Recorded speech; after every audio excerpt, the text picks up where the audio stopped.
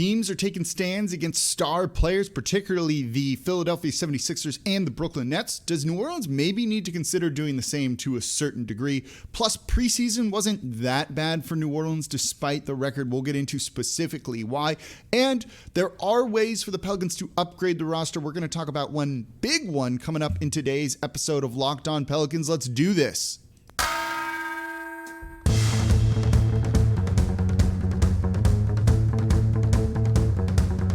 You are Locked On Pelicans, your daily New Orleans Pelicans podcast, part of the Locked On Podcast Network, your team every day.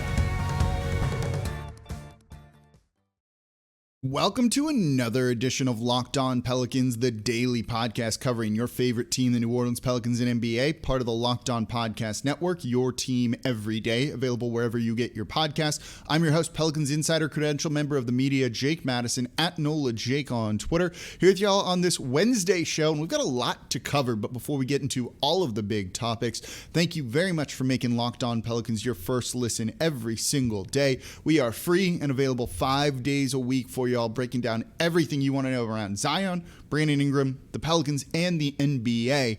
So thank you very much for tuning in. So in today's show, we're going to kind of go all over the place. Preseason is done for New Orleans. It didn't go particularly well, but once you start to dive into some of the numbers and see how this team can improve, I don't think it was a disaster like a lot of people were really kind of looking at it as. We'll talk about why in the second segment of today's show. In the third segment, we're going to also look at how they can use a traded player exception, a big one, $17 million, to try and upgrade their roster during the year to become a better team. But first, I want to talk about teams taking a stand against star players, particularly Ben Simmons and Kyrie Irving. And so this is important, and it relates to New Orleans because, look, as I talked about yesterday, Zion has some frustration with the team. He doesn't necessarily trust some of the medical staff and things like that, as well as you'd like him to do. And given a guy like Aaron Nelson's track record, who's kind of the head medical person, trainer, whatever you want to call him, here in New Orleans, you'd think he should, but he isn't. And you usually need to kind of give stars what they want, and the Pelicans have kind of done that, right? We had heard the reporting that they kind of hid an injury in the bubble because his family didn't want it out there. They're letting him maybe kind of have more leeway than you'd like to see. The star player kind of makes sense, but you're starting to see that maybe kind of get pushed back a little bit, and I think Philadelphia and the Nets and Brooklyn are really good examples of why. You saw Ben Simmons try and force his way out of the Philadelphia 76ers to go basically anywhere else, but ideally to one of his preferred teams, whatever those were. It didn't work out, and now he just kind of showed up to their game last night. They played the other night or 2 nights ago now, and he just showed up and didn't tell anyone he was going to show up, which is kind of incredible when you think about it. He just went to the arena. They wouldn't let him in without taking a COVID test, so he took a COVID test. It's kind of crazy, but that worked because Daryl Morey and the Philadelphia 76ers didn't give in to his demands and trade him when his value was the lowest. They stood strong. They fined him, which would greatly upset him and clearly had an impact of not making, his money and missing out on $300,000 game checks and so on and so forth. And it worked. And that's what they needed to do. Looking at that, there's no other way of saying they did a really good job. I was kind of the mindset of you got to trade him. This is only going to get worse. But they kind of had a plan, a strategy. They stuck to it and it worked.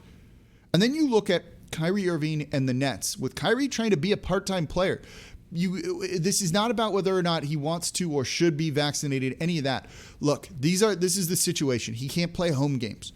So the Nets could have him for part of the year for away games, but not home games. It did come out that he would have been allowed to practice with the team at home. But the Nets and GM Bobby Marks came out and said, nah, we're not going to do this. Or sorry, Sean Marks said, we're not going to do this. We're not going to have a part-time player. You're either all the way in or you're all the way out. And it was the right stand to take. They just said he's not going to play even away games with the Brooklyn Nets because they're trying to build team chemistry. They're trying to build a culture. They're trying to build a team. And it doesn't work with guys who are part-time players, who are only partially committed. Well, it remains to be seen a little bit how Ben Simmons works out with the Philadelphia 76ers, and almost certainly they're still going to try and trade him. But you've got to kind of applaud both teams for taking this stand And it could it's things that could backfire. I see somewhat of a parallel here with New Orleans where, Zion is a little bit distrustful of the medical staff and of the team because of they handled his bursts and other things like that and his return to play before and kind of wants to do things his way. That's fine to a certain extent until it potentially causes ramifications for the team. Not going to any of the team workouts because he doesn't trust the team. It hurts your team chemistry. They're voluntary. It's not quite the same as the situation with Kyrie Irving, but you'd like to see it. And if he's not doing the right workouts he needs to be doing with the team right now that are kind of team mandated, as sympathetic as I am to it's his body, and we talked about it in today's show, at a certain point, you just got to kind of do your job, and this is what they're saying. When it comes to medical stuff, it's a little bit, rehabbing an injury and things like that, it's a little bit different, I think. But the ultimate point with Kyrie Irving is they want someone who's all the way in, who's totally committed. And right now, I can't say for certain that Zion is, that he is all the way committed. I don't think... I think there's potential that he's not. I also think he could be. I don't think we have enough information and context to say either way, and that's kind of an important thing to have in mind with all of this. So because of that, I think New Orleans really needs to monitor it this year, and if it looks like he's not all the way in, you're going to need to kind of take a line in the sand, draw a line in the sand against Zion and really kind of force him to be more of a part of the team that he was, say, this offseason, because that's how you're going to win basketball games. I don't think New Orleans and the Pelicans and Zion are anywhere near a situation like this with the Kyrie Irving stuff, with Kyrie Irving situation or a Ben Simmons situation, but it's something to kind of monitor. And look, if Zion gets ramped up and is ready to go on opening night and plays well, this kind of all goes away. If he has a good year and the Pelicans make the playoffs, no one's going to really care. But if they're faltering and we can find some of the blame or feel comfortable putting some of the blame on him, and I'm not there yet, of missing things, of not kind of being the right type of professional that he should be, yeah, he's going to need criticism for that. And I think that's something the team's really going to have to look at and be like, what do we do here? But you're starting to see teams push back on this. Two high-profile teams that had some more leverage than maybe the Pelicans do on Zion Williamson in different situations and circumstances. But I think it's definitely worth keeping an eye on. Are you frustrated with kind of the stuff around Zion? Would you try and be forcing his hand as much as possible? Let me know in the comments below on YouTube. So coming up next, let's talk about the Pelicans preseason. I got some of the numbers here for you. It wasn't as bad as you would think, and I'll explain why. And I think things could actually get righted a little bit quicker, and it starts with the turnover battle. And we'll get into that coming up here next in today's episode of Locked On Pelicans. Before we do that, though, today's episode of Locked On Pelicans is brought to you by the SweatBlock Antiperspirant Wipes. There's a couple of things that just aren't fun to talk about, and excessive sweating is one of them. When you're basically sweating through your shirt for no reason. It's not even that hot. You're just going, man, just wet everywhere, and it's terrible. I've dealt with this before. I talk a lot when I'm in presentations. I get kind of nervous. I'm sweating. The last thing you want to deal with is sweaty pits that you're kind of self-conscious about. You don't want to be at a wedding when that's the case. God forbid on a date, something like that. So that's why I use the SweatBlock Antiperspirant Wipes. SweatBlock is stronger and more effective than most clinical antiperspirants.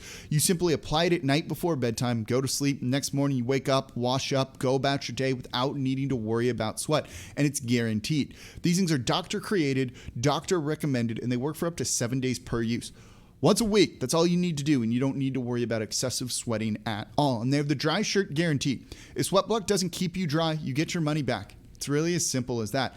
These things have been tested by firefighters. They have 13,000 five-star reviews on Amazon, and right now they're currently the #1 bestseller in the Amazon antiperspirant category. It's been tested everywhere. You've got the reviews that back it all up. So to give the SweatBlock Antiperspirant Wipes a try and to stop dealing with excessive sweating once and for all, you can go to sweatblock.com, use our promo code LOCKEDON. You're going to get 20% off. Again, at sweatblock.com, or you can get them at Amazon or CVS. All right, thank you for making Locked On Pelicans your first listen every single day. Now for your second listen, Locked On Fantasy Basketball. Josh Lloyd hosts the #1 daily fantasy basketball show on the planet. It's free, available on all platforms as you gear up for the draft. Who do you start? Who do you sit? Josh Lloyd and Locked On Fantasy Basketball is going to be your go-to person. So the Pelicans just wrapped up their preseason. They went 1-3. It looked kind of bad outside of one game against the Orlando Magic. You had up and down performances from Nikhil. The defense didn't look particularly great at times. They turned the ball over way too much. There's a number of things. We talked about it, right? But I do think some of these things are pretty easy to get fixed. And I think some of these things are just kind of indicative of this team not having Zion and Brandon Ingram in preseason. So a couple of things I wanted to kind of dive into. First and foremost, their defensive rating. It wasn't one of the worst in the league during this time. There's more games to be played, so this can kind of fluctuate a little bit. Their defensive rating ranked 21st.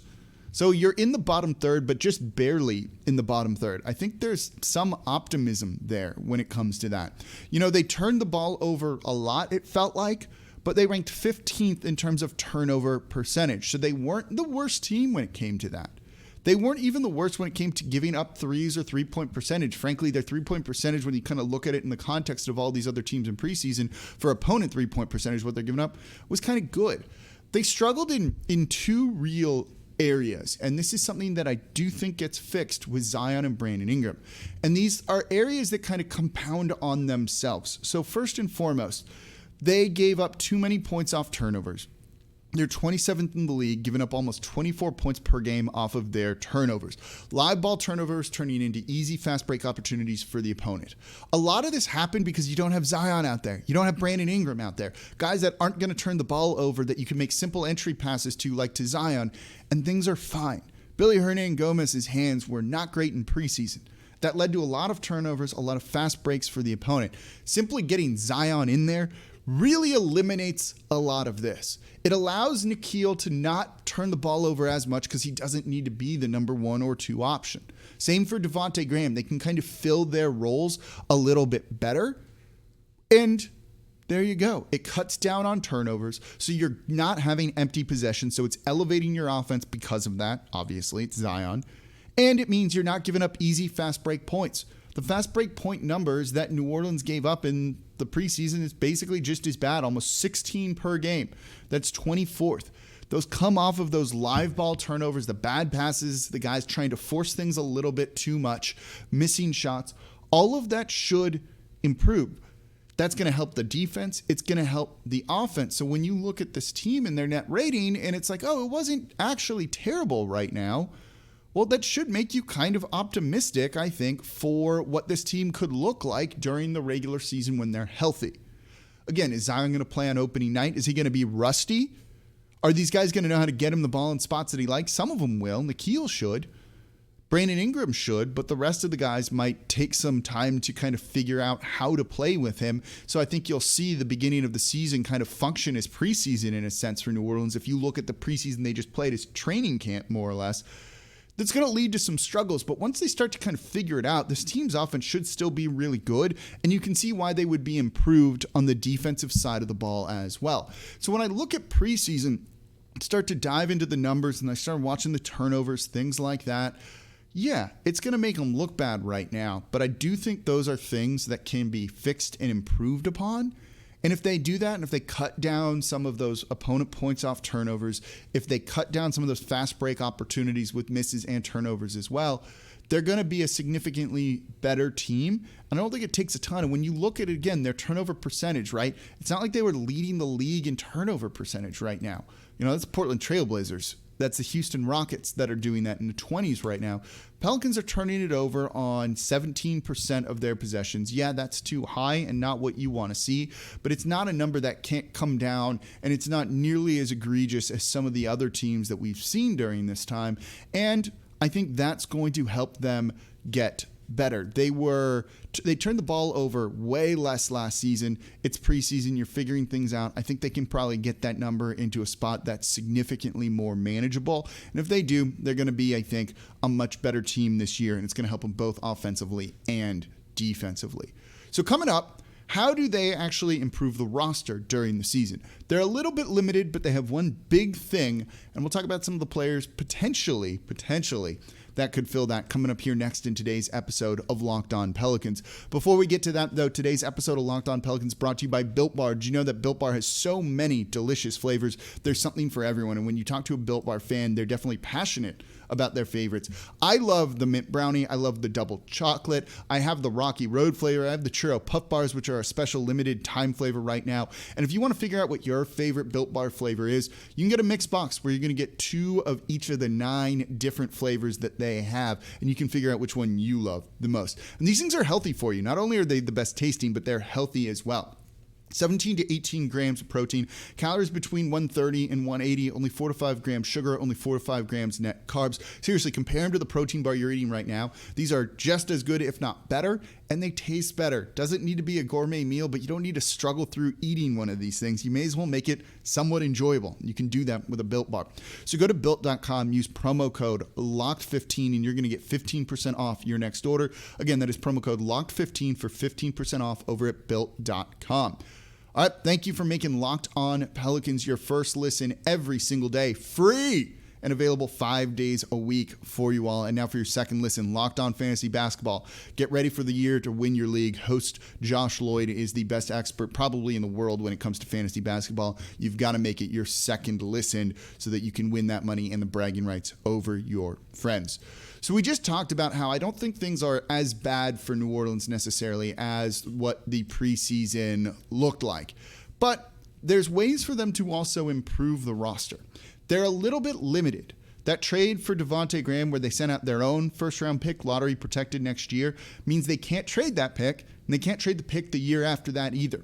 So they can't really include upcoming in the next year or two first-round picks in any trade during the season. You can include other ones, however, and maybe the Pelicans are able to do that, but I don't want to look at those too much. The big thing that they have to try and bring someone in is kind of, in a sense, a salary dump. They have what's called a traded player exception. This came out of the deal for Steven Adams, Valanciunas, Eric Bledsoe, and all of that. Basically, what it means is the Pelicans kind of have a slot, like a salary slot, where they could take in up to $17 million. That can be divided between multiple players. You could use that on a free agent signing. You can use it on a trade where you send out like a second-round pick. That team trades you a player, and you just absorb it into that salary traded player exception. Normally, you need to match salaries. So if you want to bring back $17 million, you need to send out $17 million. Because of this, the Pelicans don't need to do that. And they're so far away from the luxury tax and things like that that they're not really worried about that here. So they can just basically bring in $17 million. They'll need to cut someone. They might need to move someone else or create a lopsided deal where you send out 2, bring 1 back, whatever.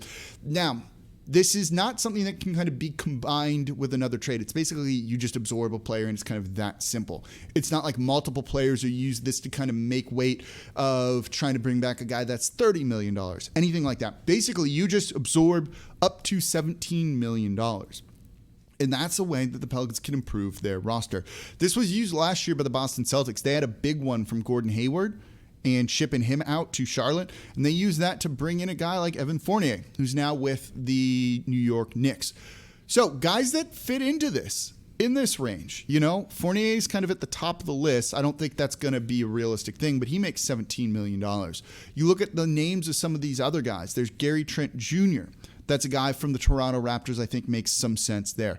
There's Davis Bertans from the Washington Wizards, a three-point shooting wing that maybe the Pelicans want to move beyond more to 2 to try and shore up some of that kind of guard rotation. And then you run him there to be kind of that three-point scoring specialist. He's a walking heat check, as just described by Zach Lowe. You have other guys out there, too, that could make some sense. If the Denver Nuggets are a little bit worried about the luxury tax and all of the money they're spending, they could ship out a guy like Will Barton, who makes $15.5 million. And then there's 2 players, I think, on the Spurs that are really intriguing. And should they decide they kind of want to just blow it up and do something completely differently, what about a guy like Dejounte Murray or Derek White? Both guards that can kind of play the point, that do other things well. White's a very good defender. Murray's a very good rebounder. Both kind of in the $15 million to $15.5 million range. Those are some names, I think, to kind of keep a little bit of an eye on. Even a guy like Doug McDermott in San Antonio as well, $13.75 million. Or Joe Ingles would fit into that. Should the Utah Jazz decide they aren't quite where they want, they need to shed some salary. So there's options, I think, for New Orleans to try and kind of go that route to a certain degree. Maybe even Robert Covington if they want some defense, something like that. there's options for them to kind of bring some of those guys in and absorb them into the traded player exception that was created in that trade. It's an option. I don't necessarily know if this is going to get used. Certainly New Orleans needs to upgrade the roster, I think, a little bit as the season goes on. This is probably their biggest, like literally and figuratively, way that they have to go about doing that. It's something to kind of keep an eye on as teams start to kind of establish themselves in the early part of the year. Are things not going the way they want? Do the Portland Trailblazers look like they need to blow it up? There might be some players that are kind of ripe for the picking to bring into this, and you can use some of those additional first-round picks that they have from the Lakers, from the Bucks, to try and sweeten a deal and make this happen. But that's going to probably be the biggest way for the Pelicans to try and upgrade their roster, at least in the early part of the season leading into the trade deadline. All right, that's going to do it for this edition of Locked On Pelicans. Thank you for making Locked On Pelicans your first listen every single day. As always, I'm your host, Jake Madison, at NOLA Jake on Twitter, and I'll be back with you all tomorrow.